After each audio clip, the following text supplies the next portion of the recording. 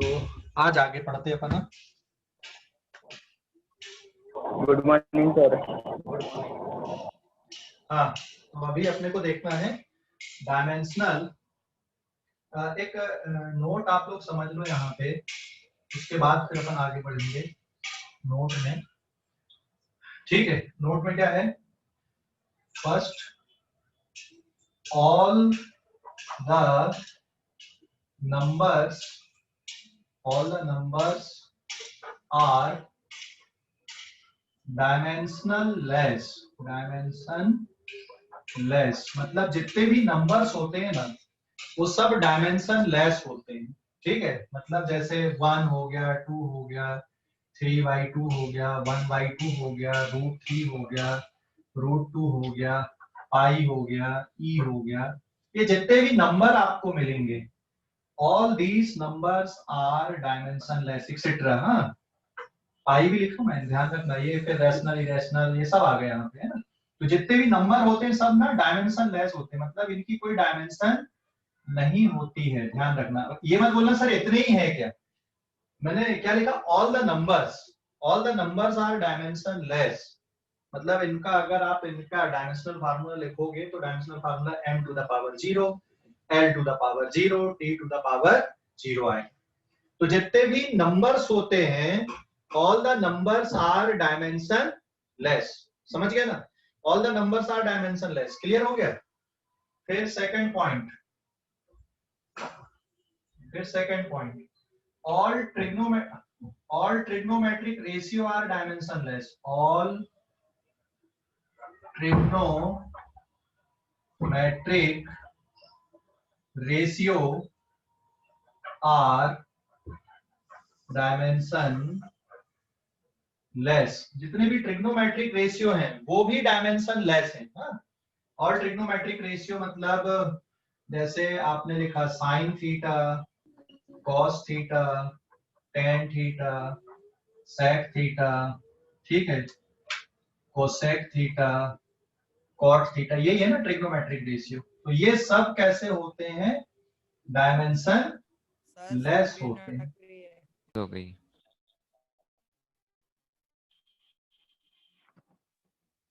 अभी आ गई बेटा स्क्रीन? हेलो,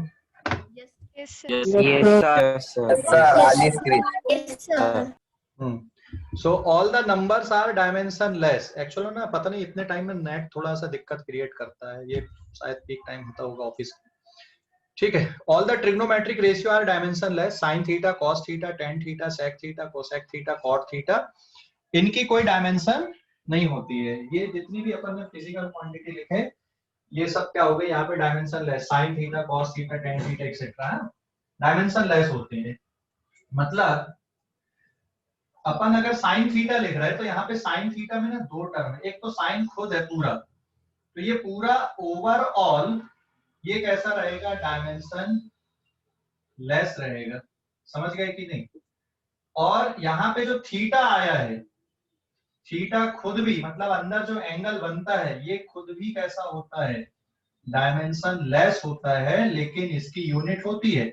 साइन थीटा की कोई यूनिट नहीं होगी। ऑल ट्रिग्नोमेट्रिक रेशियो मतलब ये जितने भी आपने लिखे हो ये यूनिट लेस और डायमेंशन लेस हैं। ये कैसे यूनिट लेस होते हैं? कोई यूनिट होती है क्या साइन थीटा की? जैसे साइन 30 की वैल्यू, ये तो वैल्यू होती, नंबर होते हैं ना, साइन 30 1/2 तो एक नंबर आ जाता है। इनकी कोई यूनिट नहीं होती है, ठीक है, समझ गए कि नहीं? हेलो, इनकी कोई यूनिट नहीं होती, ठीक है। हाँ, लेकिन एंगल की यूनिट होती है। यहाँ पे जो अंदर एंगल आपने लिखा है जैसे theta equals to m to the power 0, l to the power 0, t to the power 0, ये आपने लिखा है, ठीक है। ये थीटा डायमेंशनलेस है, लेकिन इस थीटा की यूनिट होती है, बट हैव यूनिट होती है। और इसकी एसआई यूनिट क्या है? कल पढ़े थे अपन, एसआई यूनिट क्या होती है इसकी? रेडियन इसकी एसआई यूनिट होती है, समझ गए ना? आप इसको डिग्री में भी मेजर करते हो, और जो एसआई यूनिट है वो कौन सी इसकी?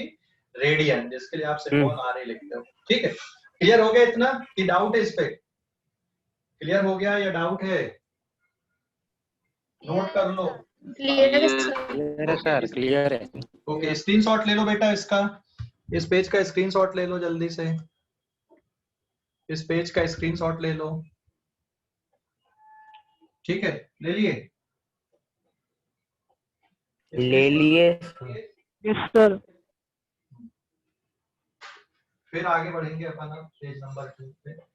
ये पेज नंबर 1। सर नीचे का मत मिटाना। ये पेज नंबर 1। मैं पेज नंबर राइट साइड पे लिखते जाऊंगा मैं यहाँ पे, तो आप लोगों को याद रहता है जैसे अपन उस पे लिख रहे थे। ठीक है, तो आज की क्लास का पेज नंबर 1। तो all the numbers are dimensionless and all the trigonometric ratio are dimensionless. उसके अंदर जो एंगल बनता है वो भी कैसा होता है? डायमेंशनलेस होता है। ठीक है, हो गया? हो गया ना? Yes sir. इसके बाद अब मिटा दूं यहां से।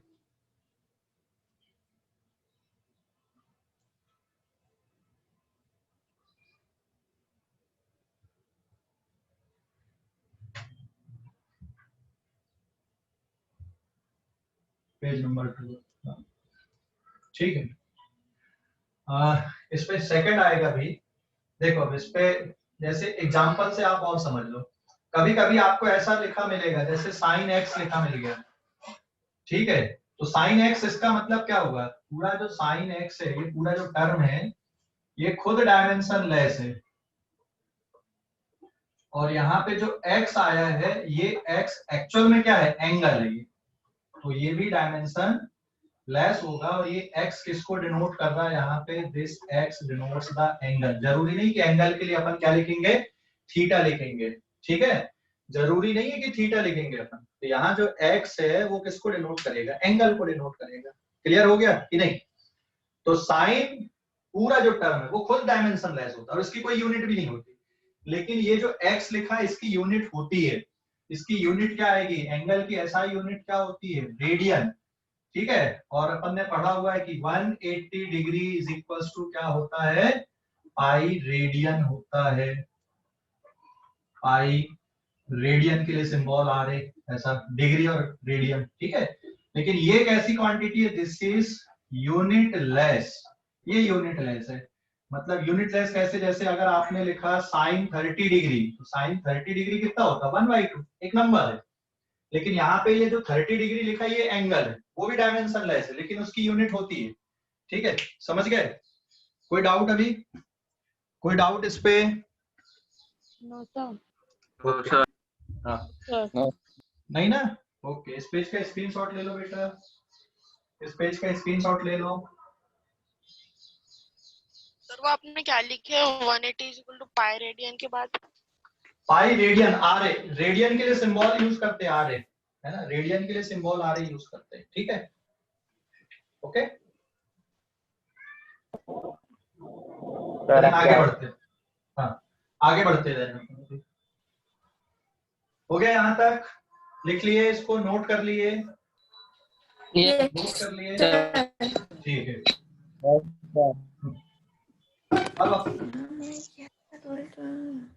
सर यही सेम चीज सॉलिड एंगल अप्लाई होंगी? हाँ बिल्कुल, सॉलिड एंगल के लिए भी यही अप्लाई होती है। ठीक है, अभी देखो आगे बढ़ते हैं। अब अपन पढ़ रहे हैं यहाँ पे principle of homogeneity. Principle of homogeneity,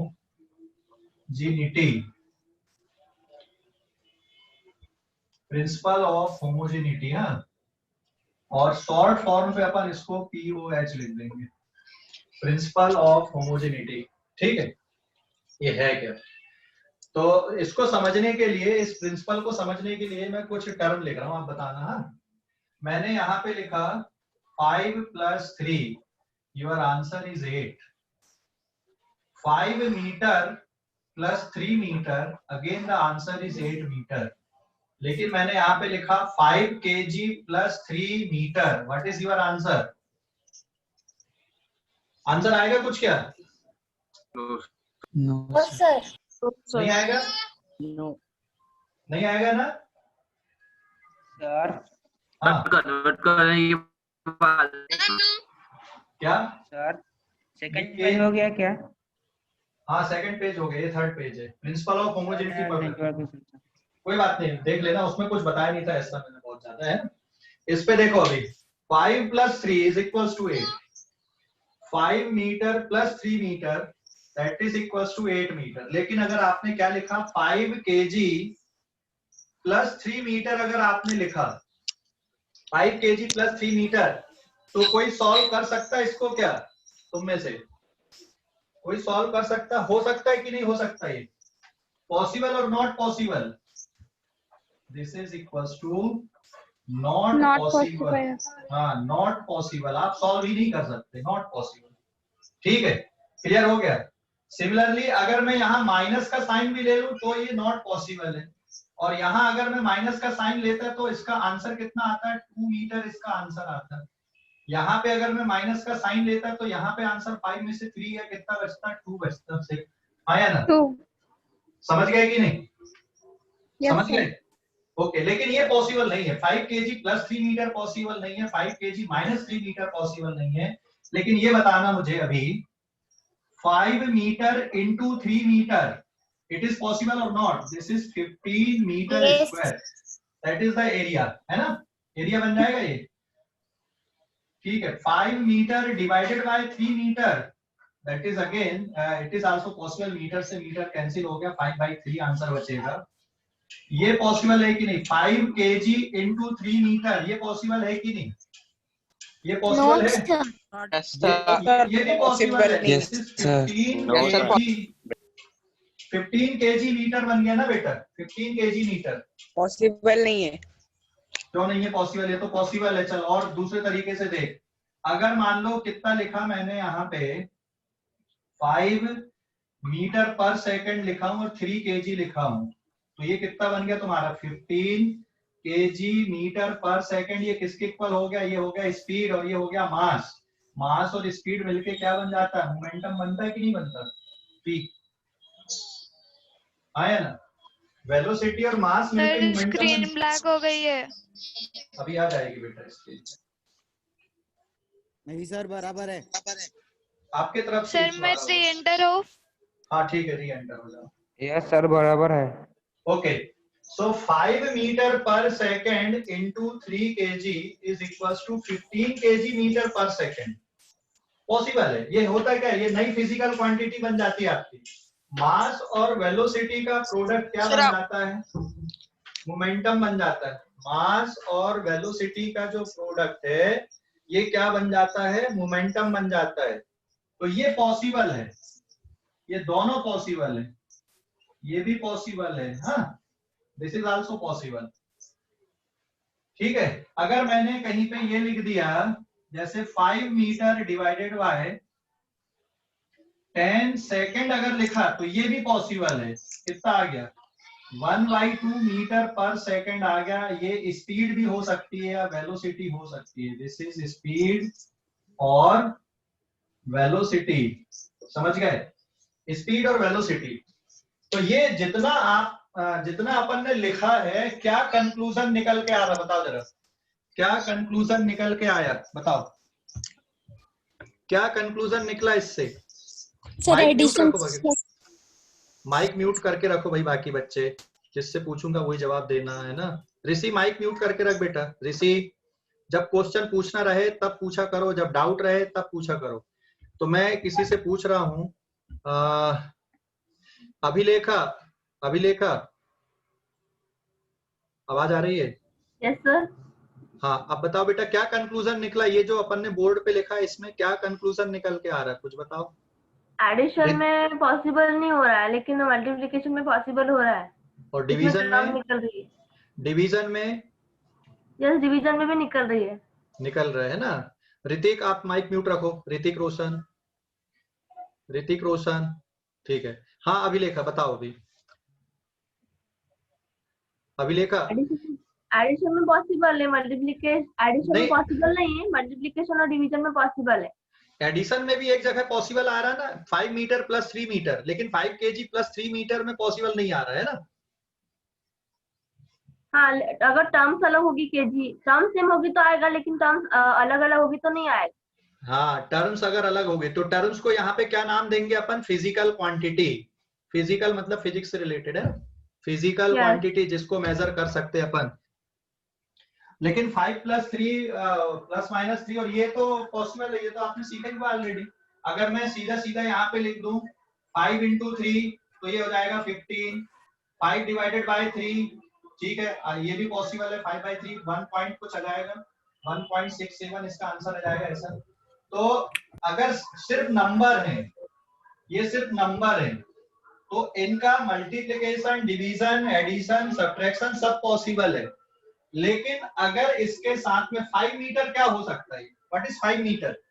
5 metre may be length, may be displacement, may be radius, may be diameter, कुछ भी हो सकता है। जहां पे अपन लेंथ का मेजरमेंट कर रहे हैं तो लेंथ और लेंथ को आप ऐड कर सकते हो, सब्ट्रैक्ट कर सकते हो। लेकिन मास, केजी इज द मास, है ना, आप मास को लेंथ के साथ में ऐड या सब्ट्रैक्ट नहीं कर सकते। लेकिन मल्टीप्लिकेशन एंड डिवीजन आप कर सकते हो। मल्टीप्लिकेशन एंड डिवीजन जैसे आपने 5 मीटर × 5 मीटर मल्टीप्लिकेशन, ठीक है, अलाउड है। लेकिन 5 मीटर अपॉन 3 मीटर ये भी अलाउड है। 5 kg × 3 मीटर ये भी अलाउड है। मल्टीप्लिकेशन कर सकते हो, डिवीजन भी कर सकते हो, अलग अलग है। जैसे 5 यहाँ पे मीटर है और 10 सेकेंड है, तो 5 मीटर अपॉन सेकेंड ये भी अलाउड है। यहाँ पे 5 मीटर पर सेकेंड × 3 kg अपन ने लिखा, ये भी अलाउड है।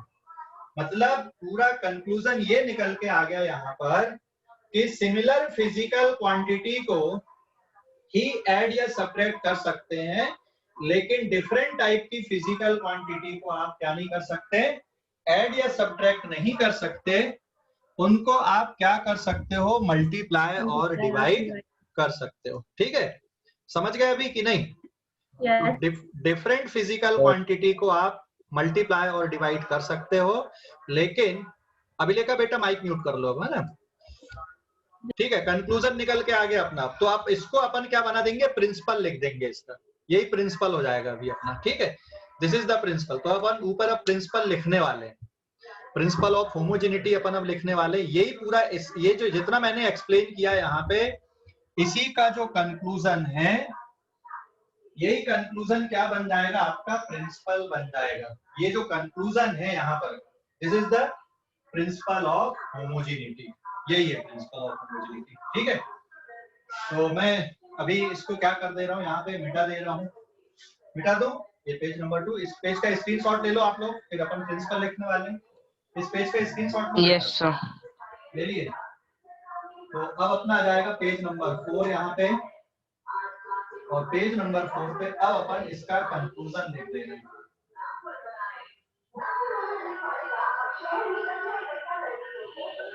सब बहुत आवाज आ रहा है।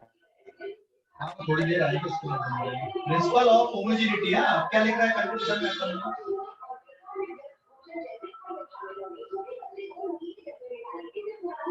only same type or similar, only same type of physical quantity, only same type of physical quantity can be added,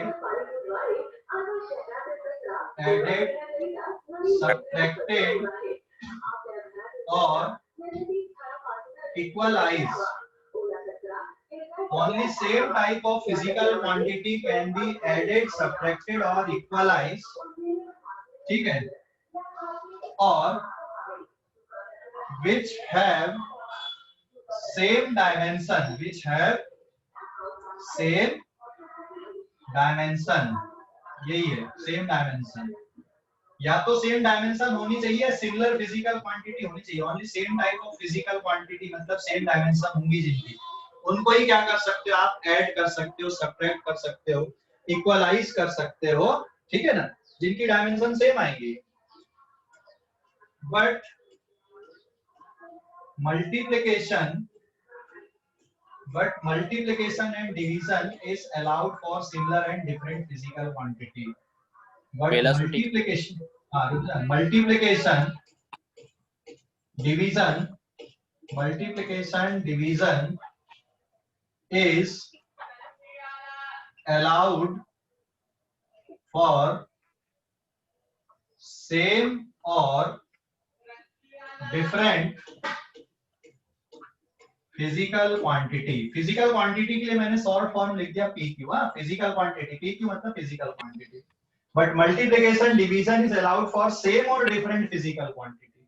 लेकिन एडिशन, सब्ट्रैक्शन और इक्वलाइजेशन, इक्वलाइजेशन मतलब आप इक्वेट करते हो, इक्वल लिखते हो, वो सिर्फ सेम टाइप की फिजिकल क्वांटिटी के लिए ही अलाउड है।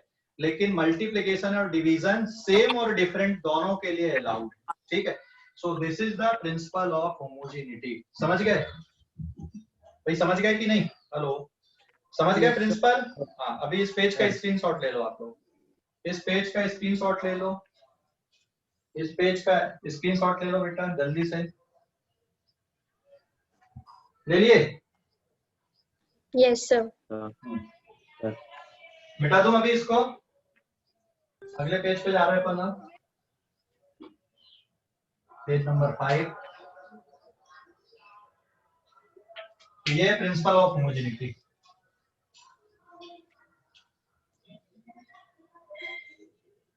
इसके बाद अपन पढ़ेंगे इसकी application, application of dimension.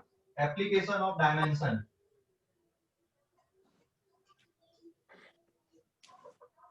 Application of, एक मिनट, एप्लीकेशन के पहले अब एक क्वेश्चन करते हैं, उसके बाद फिर अपन आगे बढ़ेंगे।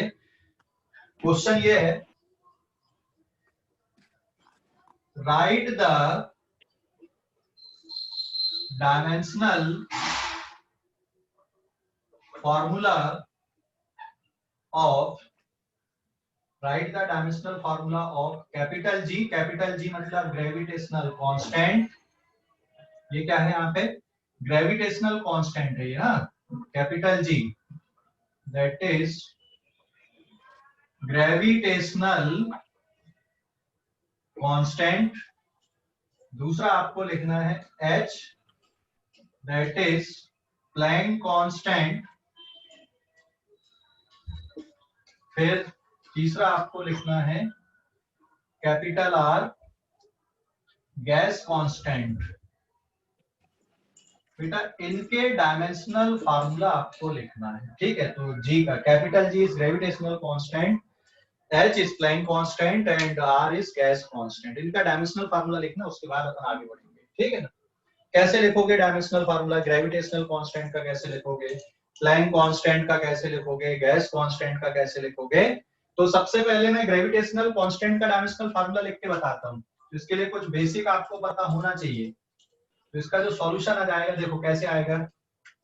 ग्रेविटेशनल कांस्टेंट के लिए आपको ये पता होना चाहिए कि दो बॉडी अगर हैं, इनके बीच में एक का मास है m1, दूसरे का मास है m2, इनके बीच में अगर डिस्टेंस r है, तो ये दोनों बॉडी एक दूसरे को अट्रैक्ट करती है अपनी तरफ। Force on 1/2, force on 2/2।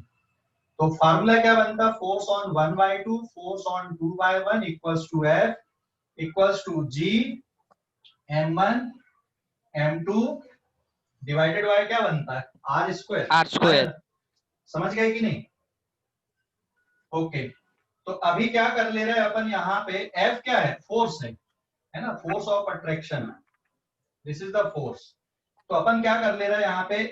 F into R square equals to G m1 m2 लिख सकते हो कि नहीं? आया ना? अरे R का क्रॉस मल्टीप्लाई कर दिए इधर पे। फिर क्या लिख सकते हो? फिर क्या लिख सकते हो अभी? तो अब F into R square divided m1 into m2 equals to G लिख लिए। लिख सकते हैं ऐसा?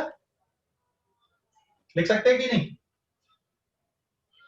G इज इक्वल्स टू, हाँ लिख सकते हैं यस सर। लिख सकते हैं। तो अब डायमेंशनल फार्मूला लिखना बहुत आसान हो गया। Therefore G is equals to F R square upon m1 into m2। और 10th स्टैंडर्ड या 9th स्टैंडर्ड में आपने इसकी वैल्यू पढ़े थे ग्रेविटेशनल कांस्टेंट की, 6.67 10 to the power -11 newton metre square per KG square. ये यूनिट थी इसकी। हाँ, अभी देखो डायमेंशनल फार्मूला लिखते हैं अपन फोर्स का। यहाँ पे कौन सा टर्म क्या आया? F is force, R is distance, M is mass, M1 is mass, M2 is also mass. तो कल अपन ने पढ़ा था फोर्स का डायमेंशनल फार्मूला क्या होता है, जल्दी बताओ। फोर्स का डायमेंशनल फार्मूला क्या पढ़े थे अपन ने? What is the dimensional formula of force? P minus force का dimensional formula m1 l1 t minus 2 था, आया ना। फिर r के लिए क्या होगा? डिस्टेंस l1, और m1 एंड m2 के लिए किसके बराबर आएगा? m1 आएगा, m की पावर 1, है ना। तो फोर्स के लिए डायमेंशनल फार्मूला बन गया m1 l1 t minus 2, ये एक ब्रैकेट में लिख दो, और ये है l की पावर 1 पूरे का होल स्क्वायर, और मास m1 और m2 के लिए m की पावर 1 और फिर से m की power 1, m to the power 1। ठीक है, क्लियर हो गया कि नहीं? तो अब देख सकते हो यहाँ पे, अब इसको सिंप्लीफाई कर दो आप, तो सिंप्लीफाई करोगे m to the power 1 l to the power 1 t to the power -2, है ना, और फिर l to the power 2 divided by m to the power 1 m to the power 1। तो एक m टू द पावर 1 से एक m to the power 1 हो जाएगा कैंसिल, तो ये आएगा m की पावर, ये ऊपर जाएगा बेटा तो -1, यहाँ पे 1 है और यहाँ पे 2 है, बेस सेम है तो पावर ऐड हो जाएंगी, तो l टू द पावर 3 और कितना हो जाएगा t to the power -2। So this is the dimensional formula for gravitational constant. समझ गए कि नहीं? डाउट है? हेलो, समझ गए या डाउट है? समझ गया सर। हाँ, ले लो अभी इस पेज का स्क्रीनशॉट ले लो जल्दी से, इस पेज का स्क्रीनशॉट ले लो। सर नहीं समझा। कहां पर से नहीं समझा बेटा? कौन सी स्टेप से नहीं समझा? हाँ, कौन सी स्टेप से?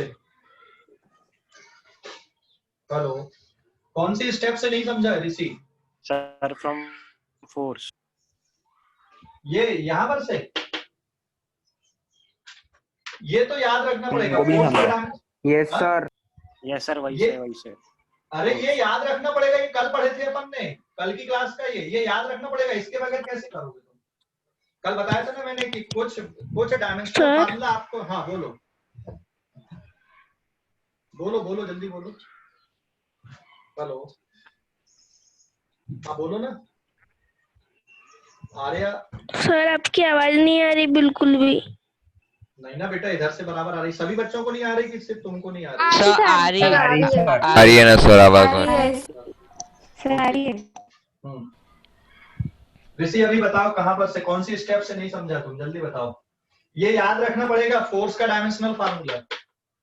ये कल मैंने बताया था, कुछ डायमेंशनल फार्मूले आपको याद रखने पड़ेंगे, उसके बगैर काम नहीं होता है। कौन कौन से याद रखने पड़ेंगे और उनको भी निकालते हैं, फोर्स का भी निकाल के बताया था मैंने कल, लेकिन उसके बाद आप याद रखो speed, velocity, acceleration, force, energy. अगर इनके डायमेंशनल फार्मूला आपको याद हैं तो आप किसी के भी डायमेंशनल फार्मूला को निकाल सकते हो, बहुत आसान हो जाता है। तो इनको याद रखो आप लोग, है ना। किन किन का dimensional formula? Speed, velocity same आता है, क्या रहता है? L1 t - 1, acceleration L1 t - 2, force का क्या रहता है? M1 L1 t - 2, work and energy का क्या होता है?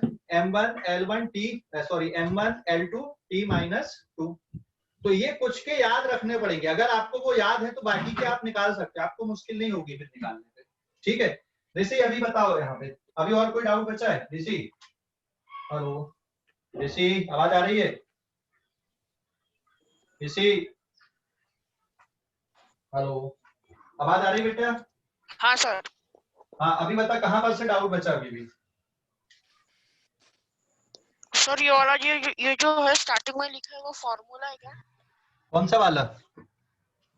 ये जो G m1m2/r² वाला। ये हाँ ये फार्मूला, ये तो अपन ने 10th स्टैंडर्ड में पढ़े थे ना अपन ने, ये 10th स्टैंडर्ड का फार्मूला है ना वो।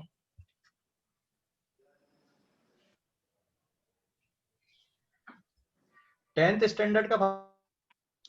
सर स्क्रीन दिख रही नहीं? हाँ सर, आपकी फोटो आ रही थी।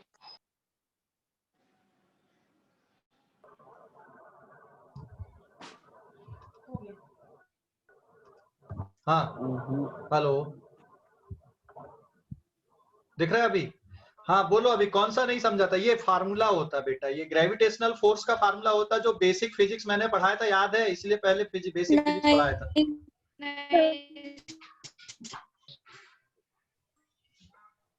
हेलो, अरे जो बेसिक फिजिक्स पढ़ाए थे याद है कि नहीं? बेसिक फिजिक्स में ग्रेविटेशनल फोर्स हाँ। पढ़ाया था मैंने, ग्रेविटेशनल फोर्स के बारे में बताया था।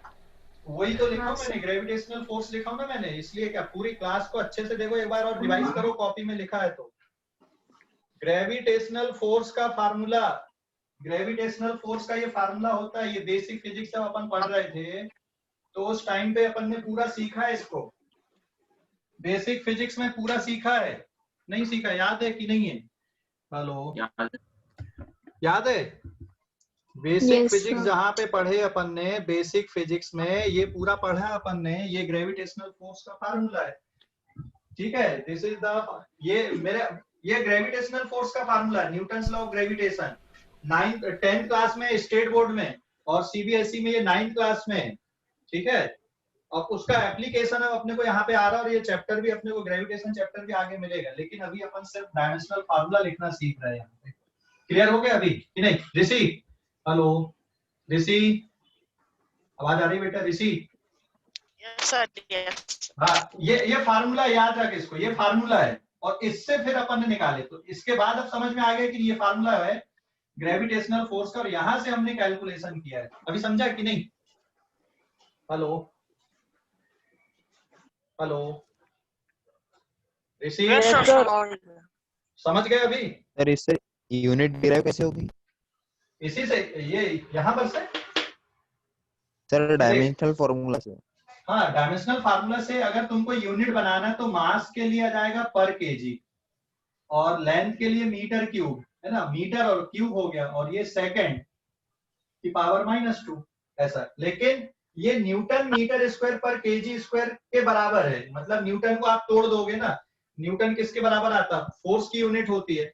फोर्स की यूनिट क्या होती है? केजी मीटर पर सेकंड स्क्वायर। तो जब उसको पूरा सिंप्लीफाई करोगे आप, तो ये ऐसा, इसको सिंप्लीफाई करने पे ये आंसर मिलेगा। और ये जो यूनिट बनाया ना मैंने, ये यहाँ से बना दिया। ये यूनिट देख सकते हो यहाँ से कैसे बनी ये वाली यूनिट। यहाँ पर से अगर ये नोट कर लिए क्या? नोट कर लिए इसको? Yes sir. हाँ, नोट कर लिए? नहीं सर। हाँ, कर लो, जल्दी से कर लो।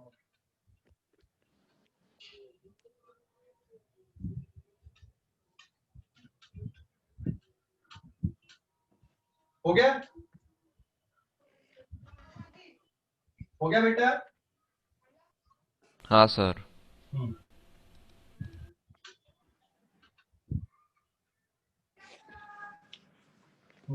अभी देख, जी की जो यूनिट है वो यहां से लिख दिया मैंने। ये जी के लिए तुम्हारे पास में फार्मूला क्या आ गया? जी इक्वल्स टू कितना आ गया? ये F(r²/m1m2). देखो, फोर्स की यूनिट क्या लिखते हो आप? न्यूटन। डिस्टेंस की यूनिट मीटर, तो मीटर स्क्वायर हो गया, आया ना? और मास की यूनिट क्या होती? KG into KG. तो केजी इंटू केजी क्या बन जाता है? केजी स्क्वायर बन जाता है। तो ये जो जी की वैल्यू है 6.67 10⁻11, और ये बन गया तुम्हारा Newton metre square per KG square. ये फिक्स है, मतलब ये अगर हमेशा सॉल्व करोगे तो आंसर इतना आएगा। That is the gravitational constant. ठीक है, समझ गए कि नहीं? हेलो, अरे भाई समझ गए या नहीं? ओके, यूनिट भी समझ गए कैसे लिख दिया अपन ने? यूनिट, है ना? यूनिट भी समझ गए कैसे लिख दी अपन ने? ठीक है, क्लियर हो गया इतना? कोई डाउट अभी इस पे किसी भी बच्चे को? समझ गए? आगे बढ़ू मैं अब? अब सेकंड वाले फार्मूले पे आते हैं, प्लैंक कांस्टेंट का। तो ये डायमेंशनल फार्मूला ग्रेविटेशनल कांस्टेंट का ऐसे निकाल दिए। तो जब तक आपको उसका बेसिक नहीं पता, नहीं आप नहीं कर सकते। हाँ, ये इनके लिए मैं फार्मूला बता दे रहा हूँ अभी आप लोगों को, ठीक है? ये दो के लिए। तो इस पेज को आपने स्क्रीनशॉट ले लिया, मैं मिटा दे रहा हूँ। यहाँ पे पेज नंबर, अगले पेज पे आ रहा है, पेज नंबर 6 पे। पेज नंबर 6, ठीक है, मिटा दूं?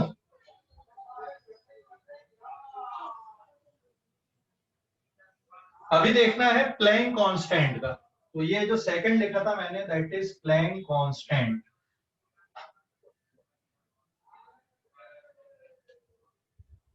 प्लैंक कांस्टेंट, ठीक है। What is light? लाइट क्या है बताओ जरा, व्हाट इज लाइट? लाइट क्या है? हेलो, लाइट क्या है? लाइट इलेक्ट्रोमैग्नेटिक रेडिएशन या फॉर्म ऑफ एनर्जी, हाँ form of energy.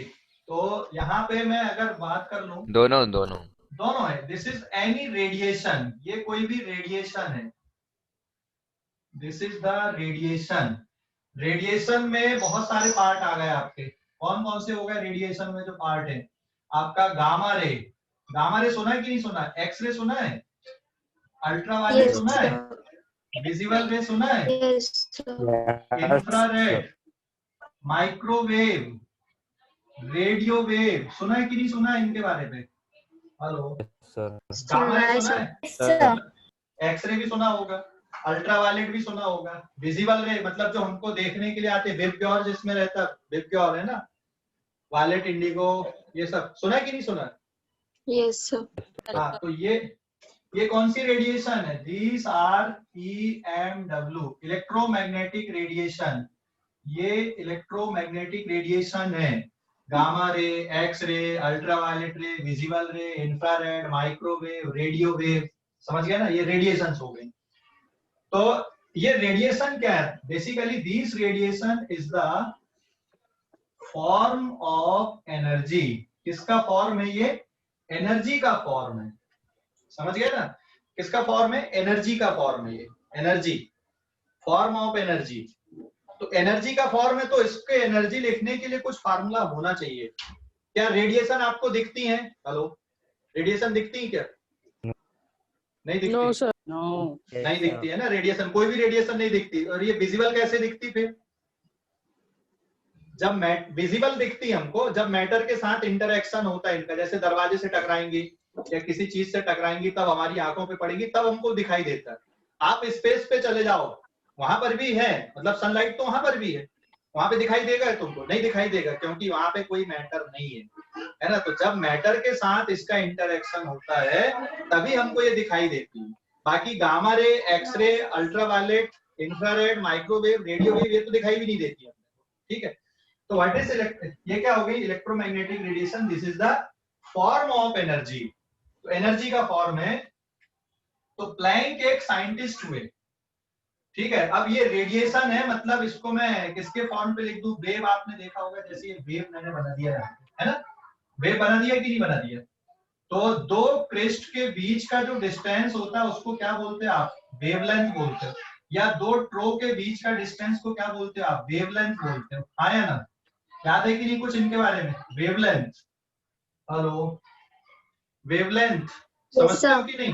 Yes sir. Wavelength and frequency समझते हो कि नहीं? Frequency, frequency F, frequency is reciprocal of time period. मतलब एक जैसे एक यहां से यहां तक जाने में कितना टाइम लग रहा है उसको अपन टाइम पीरियड बोलते हैं। तो फ्रीक्वेंसी मतलब number of vibration per unit time, ठीक है? ये फ्रीक्वेंसी होता है, पर यूनिट टाइम इंटरवल। तो यहाँ पे टी क्या है? This is time interval. Time interval, जैसे ये वेव यहां से ऐसी जा रही, तो यहां से यहां तक पहुंचने में कितना टाइम लगा, ये टाइम इंटरवल है। और उसका रेसिप्रोकल कर दो तो वो क्या बन जाता है? फ्रीक्वेंसी बन जाता है, ठीक है? क्लियर हो गया अभी इतना? तो प्लैंक एक साइंटिस्ट थे, जैसे न्यूटन एक साइंटिस्ट थे, है ना? आइंस्टीन भी अब साइंटिस्ट ही थे। अभी जो नए हैं हमें नहीं पता उनके बारे में बहुत ज्यादा, लेकिन जो पुराने साइंटिस्ट थे उन्हीं के बारे में अपन यहाँ पे डिस्कशन कर रहे हैं। तो प्लैंक ने ये बताया, प्लैंक ने, कि ये जो इलेक्ट्रोमैग्नेटिक रेडिएशन होती है इसमें जो एनर्जी होती है, ठीक है, इसमें जो एनर्जी होती है उसके लिए उन्होंने एक सिंपल सा फार्मूला दे दिया, एनर्जी इन रेडिएशन। क्या फार्मूला दे दिया बेटा उनने? Energy in radiation. रेडिएशन में जो एनर्जी होती है, एनर्जी इन रेडिएशन, क्या फार्मूला दिया? इज इक्वल्स टू HF, ये फार्मूला बना दिया। या फिर एच सी अपॉन लैम्डा, ये फार्मूला बना दिया। शायद आपको याद होगा, आपने इलेक्ट्रोमैग्नेटिक रेडिएशन के लिए फार्मूला पढ़ा होगा, C equals to lambda f. यहाँ पे C क्या है, speed of light. C is the speed of light. हाँ क्या बेटा, स्क्रीन अटक गई है क्या? Speed of light is 3 into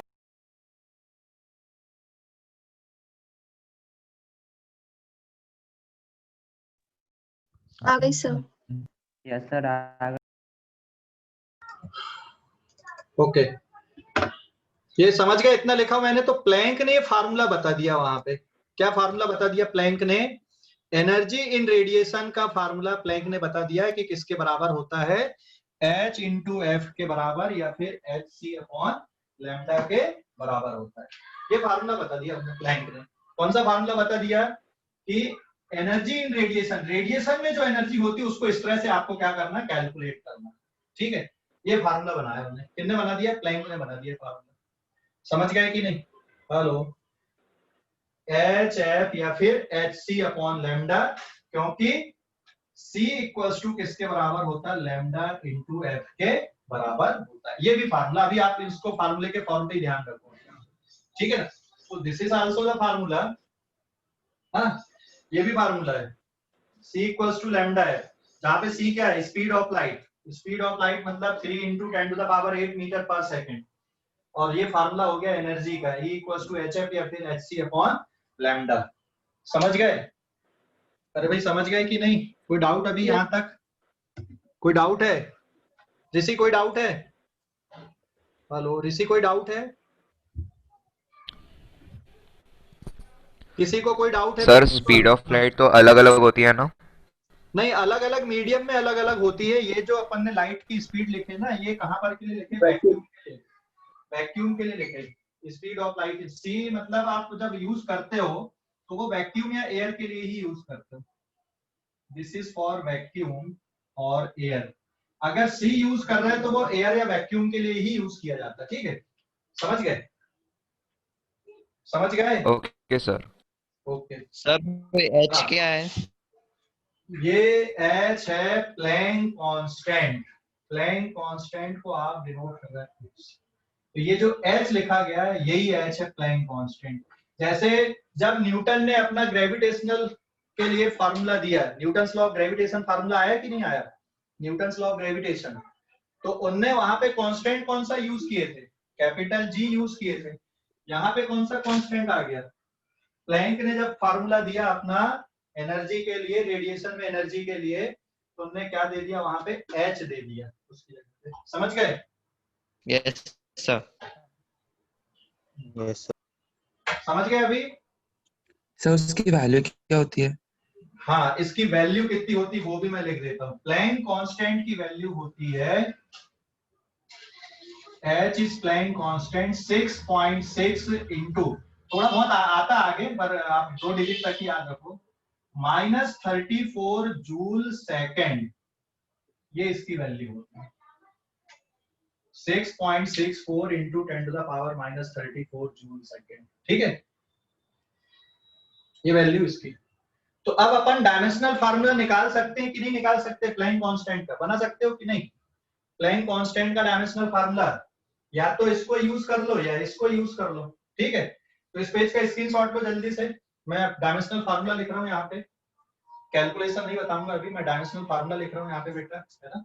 और तुम्हें याद होगा जब मैं बेसिक कैलकुलेशन क्लास करवा रहा था तो उसमें मैंने इस तरह के वैल्यू लिया था, तो इसीलिए लिया था कि आगे चल के काम में आती वही वैल्यू, वही उसी तरह के कैलकुलेशन मैंने सिखाया था वहां पे।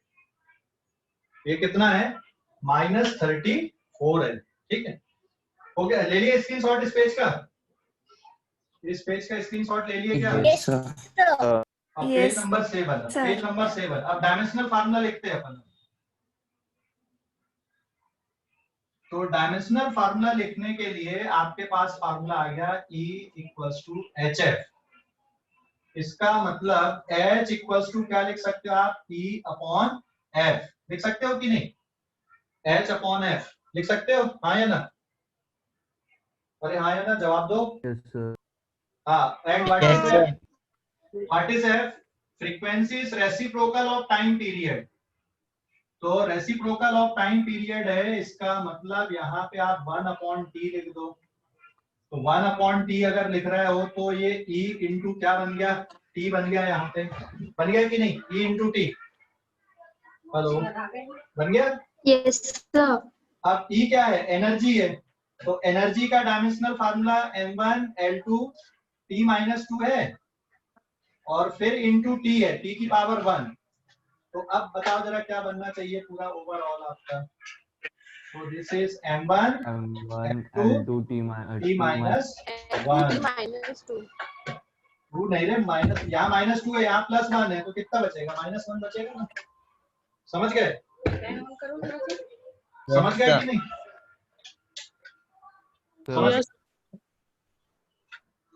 समझ गए ऋषि? हेलो, हाँ, एनर्जी का डायमेंशनल फार्मूला क्या होता है, m1 L2 T-2। फोर्स का डायमेंशनल फार्मूला क्या होता है, m1 L1 T-2। ये याद रखो, बहुत काम में आते, यही सबसे ज्यादा यूज हो रहे हैं, बाकी तो याद रहते ही हैं। ठीक है, अरे भाई समझ गए कि नहीं? सर T- होना चाहिए ना? सर T-2 होना चाहिए। हाँ T-2। हाँ सर। Yes sir. T-2 कैसे आएगा बेटा, देख कहाँ पे बोल रहे हैं T-2? अरे माइनस हुआ ना। हाँ ना, पावर 1 है ना रे, -2 + 1 कितना होगा, -2 + 1 -1 होगा।